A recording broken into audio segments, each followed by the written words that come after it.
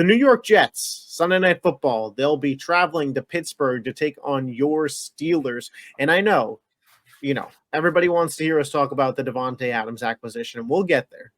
But as you're a Steelers fan, I have to give you the floor and ask you, are you ready for Russ to cook? Dude, I don't even know what the deal is there. Like, how good? Like, I can't even say it was because of training camp because Russ barely played in training camp. I don't know what's going on over there, but I'm going to trust Coach Tomlin. I don't know why. The quarterback, Justin Fields, is 4-2, would be 5-1. Could Justin Fields have done anything to keep this job? That's how I feel seeing this change. Nah, he could have definitely. I mean, the first 3 games, he didn't even throw the ball across the middle of the field. And then the next 2 games after that, George Pickens probably has like less than 3 catches or 4 catches because he's not pushing the ball up the sidelines at all the last 2 games. So they're hoping Russell Wilson can put those 2 together, and maybe the fact that he can't scramble as good as Justin Fields can offset with his passing game. That's the only thing and the only reason I can. Do you like the move? Have you come around to it? Because when it first happened and I texted you, you were not happy. You couldn't believe it. I don't see what you gain, even if you win this game against the Jets, which, I mean, shit, they have Davante Adams now. I mean, I don't know how this game is going to go. Who knows? But I know how this game's going to go.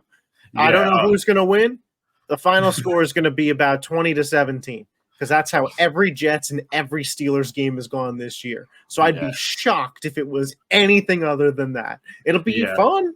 It'll be fun in the fourth quarter. Okay, you can turn the game on when it's damn near midnight your time or whatever, 11 p.m. your time. That was just because of the thunderstorm and that Cowboys-Steelers game being pushed back. But, the Russell Wilson move, I think you brought up some good points.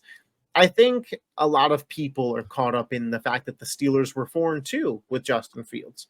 And it's not to say that Justin Fields didn't have some good games. I thought that loss to the Colts, he actually played really well. But it's not like the offense has been special and amazing, Hasn't at all. And it's not like the Steelers don't have a history of winning with bad quarterback play at this point. Kenny Pickett, Duck Hodges, Mason Rudolph, and just maybe don't give the quarterback credit for the wins for the Pittsburgh Steelers. And if Russ stinks and you lose, you could always go back to Justin, but it's worth seeing if this guy can elevate your offense. My big concern with Russell Wilson is what he does to the run game. And I know that sounds crazy, but now teams don't have to worry about Fields keeping the ball.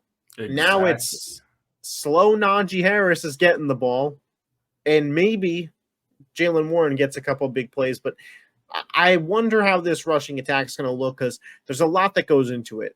Arthur Smith, the new offensive coordinator this year, generally improves rushing attacks for teams. Pittsburgh's rushing attack has looked pretty decent this year.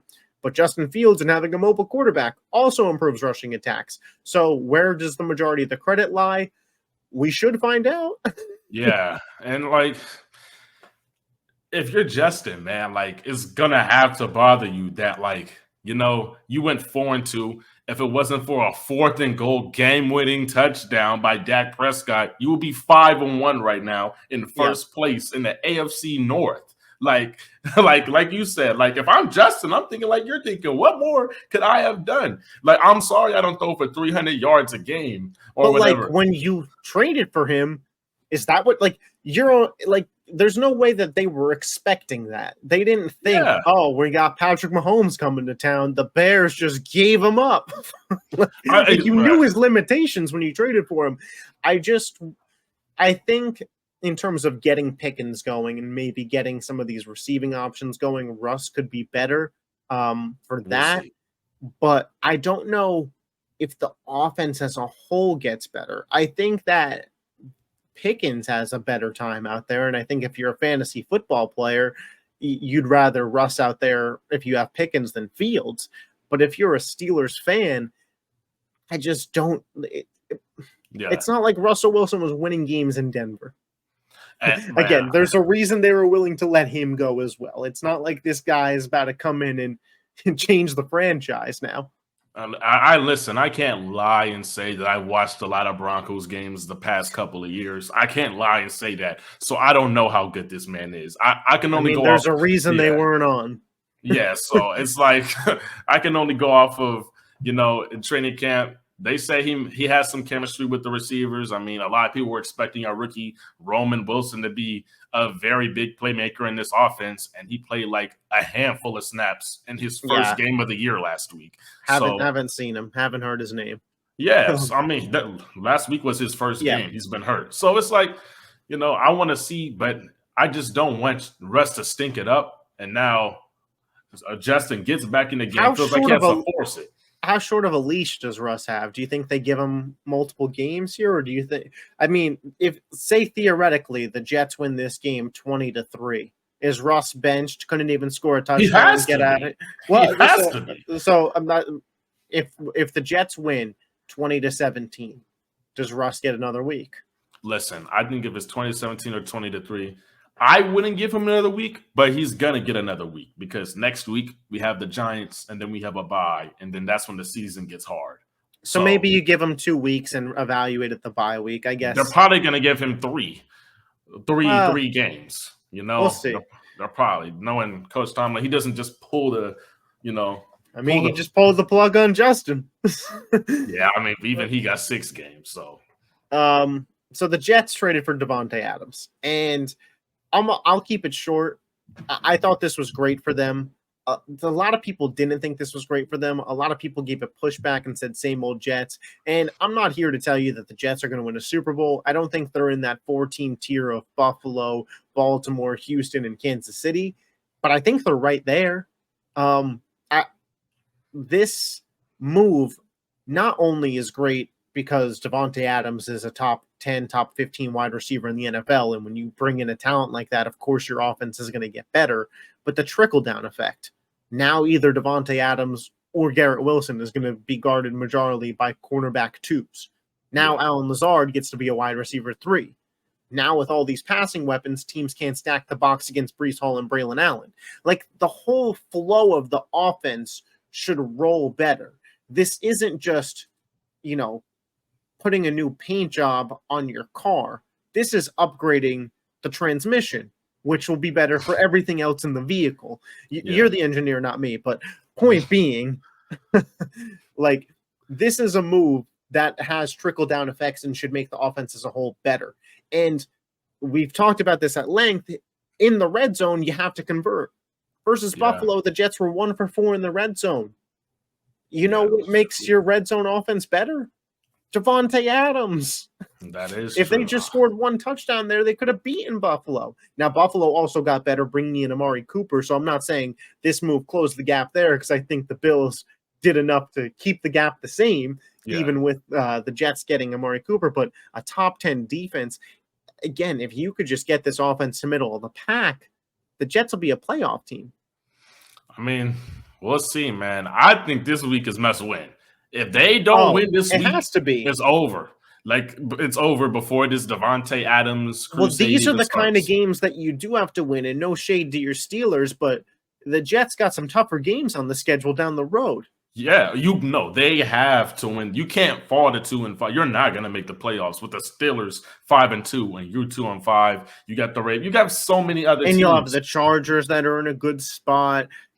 Obviously the Texans are going to win the South. It looks like Kansas City's going to win the West. You have Baltimore, Pittsburgh, Buffalo. Now you're down to 1 spot, and it's like Cincinnati. They got some easy games coming up. Miami might have Tua back. Do the Broncos make a push? And at the end of the day, you're 2-5. So, or you would be 2-5 if you lose. But I just think the Jets, man, I just think they're so dysfunctional, dog. I don't know. I don't understand why they fired Robert Saleh still. Exactly. And we don't need to talk about it all season, but the defense looked a little worse. Dude, listen. If there was one game where you needed Justin Fields to start, it would be this game. Because when you watch the Jets defense, what's the name? Zay Davis or Zay? What's his name? Ray Davis. Ray Davis, my fault. I'm sorry. But yeah, Ray Davis. If Ray Davis can run circles around this defense, man, imagine what Justin Fields and Najee Harris off a 100-yard game could do. I would love to see that. Okay, but I mean, this Jets defense got worse. You fired the wrong problem. Then your quarterback is making all the decisions for your team. Sure, this is a 1-year rental, basically. I mean, they did change who's calling plays, and there was a clear effect. There was way more play action, way more motion. The concern still for New York, especially in this game, is does the offensive line hold up?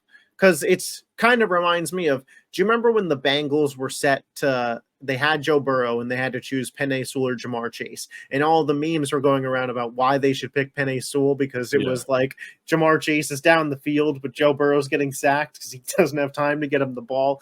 Ultimately, those ended up being wrong, but that could be something similar to what we're seeing here with the Jets. Garrett Wilson and Devontae Adams are open down the field, but Aaron Rodgers is on the ground because TJ Watt is just a freak. I mean, we're gonna see, man. And one thing about the Steelers that's been keeping us in all 4 of the games that we've won is penalties. And we saw how many penalties they had down the stretch in that Buffalo Bills game, and it ended up being one of the biggest reasons why they lost, besides kicking, decision making by Aaron Rodgers on that last throw to Mike Williams. But he threw Mike Williams under the bus big time. You see, Mike Williams didn't practice today for personal reasons. He's getting cut. He's getting cut. Yeah, I mean, or traded. I mean, I don't know who's trading for him. He's getting cut.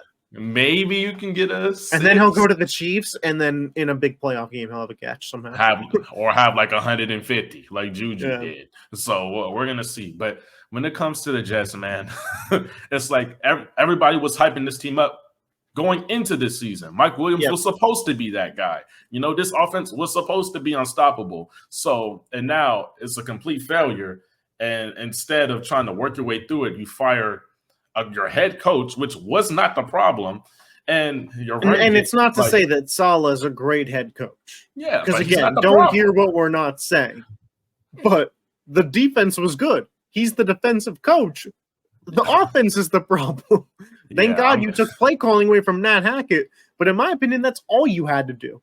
The firing of Saleh just felt like unnecessary. It just shows you what the priorities are in that organization. The priority is Aaron Rodgers. In that situation, the Jets are still just going to be the Jets.